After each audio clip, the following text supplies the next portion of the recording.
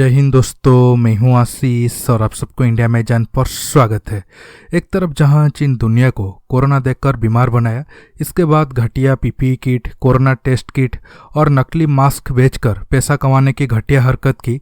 इतना ही नहीं, अपना आधा अधूरा वैक्सीन को भी चीन दुनिया में बेचने की कोशिश की थी, जिसकी सक्सेस रेट 50% के करीब थी, जिसे ब्राजील ने ना सिर्फ रिजेक्ट किया है, बांग्लादेश, नेपाल आदि देश भी चीन वैक्सीन के लिए इंटरेस्टेड नहीं है। एक वक्त में पाकिस्तान भी चीनी वैक्सीन के लिए इंटरेस्टेड नहीं था, लेकिन उसे मजबूर होकर चीन की वैक्सीन की तरफ जाना पड़ रहा है। देखिए, आपका दोस्त कौन है और दुश्मन कौन है, इसकी पहचान मुश्किल घड़ी में ही होता है। कोरोना के मुश्किल दौर में भारत अपने पड़ोसी देशों के साथ खड़ा रहकर उसी दोस्ती को निभाने में जुट गया है। भारत ये काम पहले हाइड्रोक्सी क्लोरोक्विन को दुनिया के कई देशों को देकर दोस्ती निभाया था। अब भारत इस दोस्ती को कोरोना वैक्सीन को बड़े लेवल पर दुनिया में देकर निभाना चाहता है। अब दुनिया के लगभग 13 देश भारत से कोरोना वैक्सीन चाहते हैं। भारत के प्रधानमंत्री नरेंद्र मोदी इसे वैक्सीन मैत्री का नाम दे रहे हैं। कूटनीतिक भाषा में इसे वैक्सीन डिप्लोमेसी भी कहते हैं। भारत सरकार ने हाल ही में भूटान, मालदीव, बांग्लादेश, नेपाल, म्यांमार, सेशल्स में कोरोना वैक्सीन की पहली खेप रवाना कर दी है। जल्द ही अफगानिस्तान, श्रीलंका, मॉरिशस को भी भारत की कोरोना वैक्सीन की मदद मिलने वाली है। आज मैं आपको बताऊंगा क्या भारत वैक्सीन डिप्लोमेसी में चीन को हरा सकता है, खासकर हमारा इस सीजन में। इसके साथ ये भी जानेंगे क्या भारत पाकिस्तान को कोरोना वैक्सीन देकर मदद कर सकता है। जानने के लिए आप आखिर तक की वीडियो को देखते रहिए। दुनिया के वैक्सीन बाजार में भारत का अपना दबदबा है, जिस तरह से खिलौने की बाजार में चीन का दबदबा है। भारत में फिलहाल 2 वैक्सीन को ही इस्तेमाल करने की इजाजत मिली है, लेकिन आने वाले कुछ महीनों में 2-3 और भारतीय वैक्सीन बाजार में आ सकता है। अब जानते हैं वैक्सीन डिप्लोमेसी क्या है। इतिहास में इस शब्द का इस्तेमाल वैक्सीन जितना ही पुराना है। जब कोई देश अपनी विदेश नीति का इस्तेमाल दूसरे देशों में फैली बीमारी से लड़ने के लिए वैक्सीन भेजकर करता है, तो उसे वैक्सीन डिप्लोमेसी कहते हैं। अब आते हैं भारत चीन के ऊपर।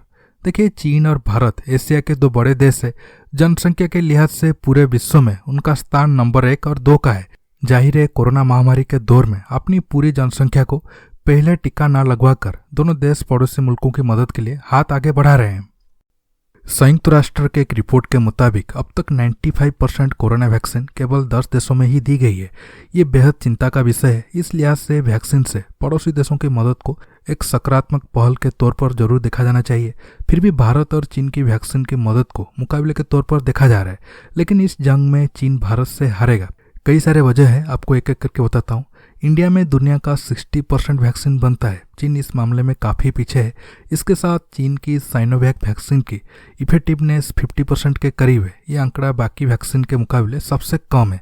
ब्राजील में ये वैक्सीन 3rd स्टेज ट्रायल में बड़ी मात्रा में लोगों को दिया गया था, लेकिन कोई असर नहीं हुआ। इसलिए ब्राजील अब चीन की वैक्सीन को ठुकरा कर इंडिया से वैक्सीन लेना चाहता है, जो उसे बहुत जल्द मिलने वाला है। लेकिन फिर भी चीन अपना इस आधा अधूरा वैक्सीन को बेचकर काफ़ी पैसा कमाना चाहता था। इसलिए बांग्लादेश, नेपाल जैसे देश चीन की वैक्सीन को ठुकरा कर इंडिया से ले रहे हैं। इसलिए चीन भारत से वैक्सीन डिप्लोमेसी में नहीं जीत पाएगा। लेकिन कल सीरम इंस्टीट्यूट में लगी आग काफ़ी टेंशन में डाल दिया था। खुशी की बात यह थी, उस आग में कोरोना वैक्सीन जहां रखा गया था वहां कुछ भी नहीं हुआ है।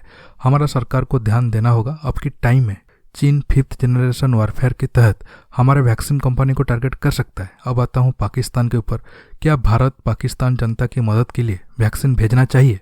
देखिए, रूस और अमेरिका के बीच वैक्सीन डिप्लोमेसी का इस्तेमाल 1956 में शीत युद्ध के समय भी हुआ था। साल 1956 में रूस और अमेरिका के साइंटिस्ट आपसी मतभेदों को भुलाकर साथ आए थे और पोलियो के टीके को और बेहतर बनाने की काम भी किया था। इंडिया ने पहले भी कई बार मेडिसिन को लेकर पाकिस्तान की मदद की है। पाकिस्तान के काफ़ी लोग मेडिकल सुविधा के लिए इंडिया आते हैं, लेकिन अब पाकिस्तान इंडिया का संबंध काफ़ी खराब है। और सबसे बड़ी बात यह है, पाकिस्तान भारत से कोई मदद नहीं मंगाए, तो हमें अपने तरफ से आगे जाकर कोई मदद करने की ज़रूरत भी नहीं है। अगर पाकिस्तान की एस्टेब्लिशमेंट अपने ईगो के कारण अपने लोगों को मरने के लिए छोड़ दिया है, तो हमें इस पर ज़्यादा सोचने की ज़रूरत भी नहीं है। अगर पाकिस्तान भारत से मदद मांगेगा तो हमारा सरकार जरूर करेगा, क्योंकि ये हमारी संस्कार में है। लेकिन हमें पहले जाके पाकिस्तान को वैक्सीन देने की कोई ज़रूरत नहीं है, क्योंकि अगर पाकिस्तान ये कहेगा हमें भारत की मदद नहीं चाहिए, तो ये हमारा बेइज्जती होगा। दोस्तों, आज के टॉपिक में बस इतना ही। आपको ये वीडियो कैसा लगा नीचे कमेंट बॉक्स में कमेंट करके बताइए। दोस्तों, रहता हूँ बहुत जल्द एक न्यू टॉपिक के साथ मिलूंगा। नमस्कार, जय हिंद।